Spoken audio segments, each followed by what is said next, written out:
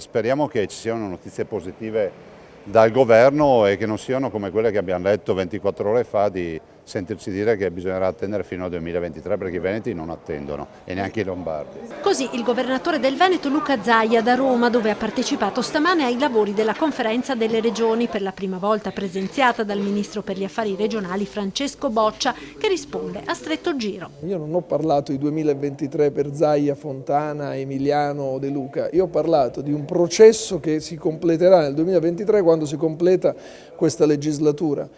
È evidente che le regioni più pronte, se accettano la cornice nazionale che io proporrò, potranno partire subito. Io spero già a gennaio del 2020, ma partire non significa arrivare. Poi c'è il Parlamento che dovrà dire l'ultima parola e sarà obbligo di tutti noi consentire al Parlamento di esprimersi positivamente se convinciamo il Parlamento.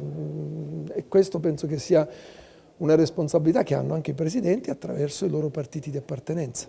Il confronto è avviato, l'auspicio è che si proceda spediti su una strada che comunque sembra assai complessa. Siamo ancora nella fase della luna di miele, poi la luna di miele finisce e si capirà se un bel matrimonio solido funziona oppure no.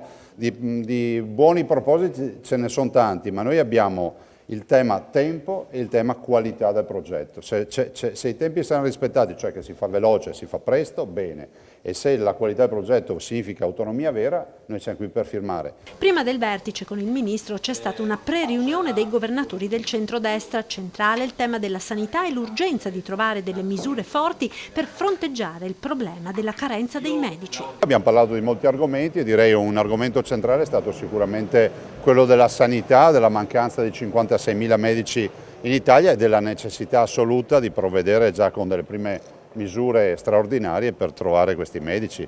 La nostra necessità è quella di dare servizi ai cittadini. 56.000 medici mancano in Italia, dei quali 1.300 al Veneto.